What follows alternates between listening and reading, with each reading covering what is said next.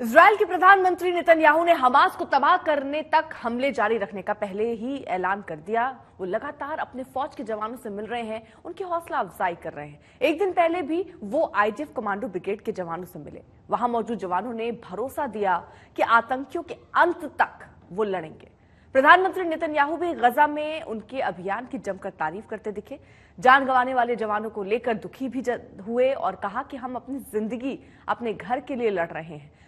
राजेश पवार हमारे सहयोगी लगातार मौजूद हैं। राजेश, जिस तरह से ये पूरी स्थिति, क्योंकि 17वें दिन युद्ध के हम हैं, ऐसे में बार बार रूस और यूक्रेन का जो युद्ध है वो भी याद आता है।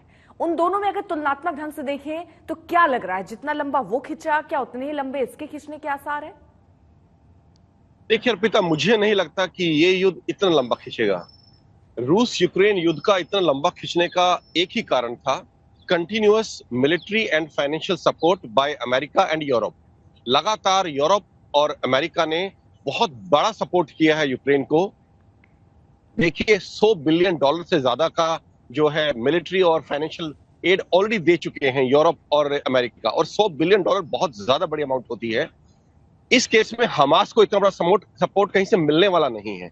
वो लगभग अलग थलग है, और यूएस ने उसको एक टेररिस्ट डेजिग्नेटेड ऑर्गेनाइजेशन कर रखा है, और कोई मुल्क उसको हथियारों से सप्लाई नहीं करेगा ईरान को छोड़ के। और ईरान की अपनी खुद की इतनी क्षमता नहीं है कि वो लंबे वक्त तक हमास को मिलिट्रीली और फाइनेंशियली सपोर्ट कर सके। तो मुझे नहीं लगता ये बहुत लंबा चलेगा रशिया यूक्रेन युद्ध की तरह। लेकिन हाँ, क्योंकि हमास ने अपना जो डिफेंस नेटवर्क है गाजा के अंदर बहुत अच्छे से प्रिपेयर कर रखा है, पूरी टनल्स का एक नेटवर्क बना रखा है, एम्युनिशन हथियार स्टॉक कर रखे हैं, तो वो उसको लंबा खींच सकते हैं। और जो ग्राउंड ऑपरेशन है मुझे लगता है वो कम से कम 1-1.5 महीना जरूर चलेंगे।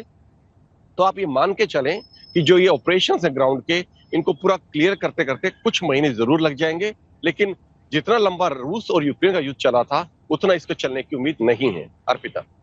ठीक है राजेश, बहुत बहुत शुक्रिया तमाम जानकारी के लिए। तो फिलहाल कितना लंबा ये युद्ध चलता है, लेकिन हमले दोनों ही तरफ से हो रहे हैं। 6000 लोगों की जानें जा चुकी हैं।